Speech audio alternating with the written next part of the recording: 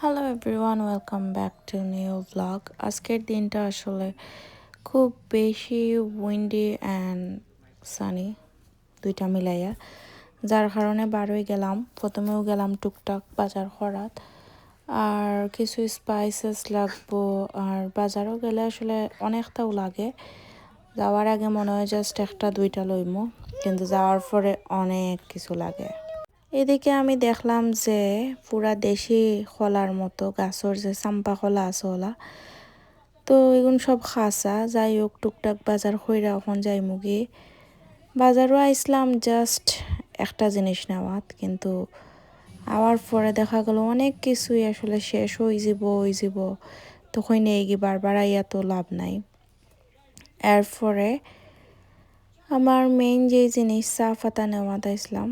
চা পাতা আমি এইটাই খাই, রেড লেভেলের চা পাতা অনেক পালা, মানে খুবই কম দিলে অনেক কালার আয়, সুন্দর কালার আয়। এই তো টুকটাক বাজার আসলো, এখন একটু রান্দাত লাগমু। এই ঢেঁড়সগুলা ভাজি করমু। রান্দার আগে চিন্তা করলাম একটু মানে ভাজা পুরা খাইলাই, যাতে করে একটু ফ্যাটটাও বড়া থাকে, শান্তিও লাগে। তো এখানে ফ্রাইজ আর শ্রিম্প ফ্রাইজ বাচ্ছি। আর তো খাইরাম আমরা দুইজনে বইয়া। আমার ফুরিয়ে খায় সবসময় ফ্রাইজ, আমি শ্রিম্প। রান্না বান্না আমার অলরেডি শেষ। মাঝখানে আমার খুব বেশি ইচ্ছে হয়েছে পাস্তা খাইতাম, বেকড পাস্তা। প্রথমে পাস্তাগুলা সিদ্ধ করে লিছি, তারপরে একটু হ্যালাপিনো সস, মায়োনেজ আর এগুলা মিক্স কইরা মানে চিকেনও দিছি। খুবই ইজি এই পাস্তাটা, জাস্ট ওভেনও দিলাইলে হয়ে যায়।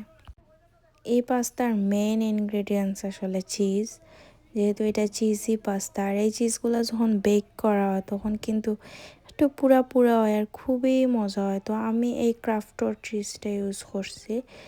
আসলে আমি যতখান দিছি আমার কাছে প্রথমে মনে হয়েছে যে অনেক হইব, মনে হয়েছে আমার কাছে, কিন্তু আসলে অত বেশি হয়েছে না।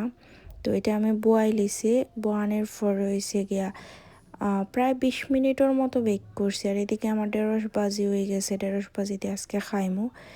আর এটা তো খাইমু লগে পাস্তাটা হয়েছে, কিন্তু আমি যেমনে আশা করছিলাম যে চিজি পাস্তা হইব, এলা কিছুই হয়েছে না। মানে খুবই কম মনে হয়েছে চিজ, আসলে পুরা প্যাকেট দিলাইলে হয়তো বা হইল না। এদিকে কিন্তু আমি আলু ভর্তাও করছিলাম। আলু ভর্তা, ঢেঁড়স ভাজি আর ডিম ভাজি আজকে আমার রাতের ডিনার।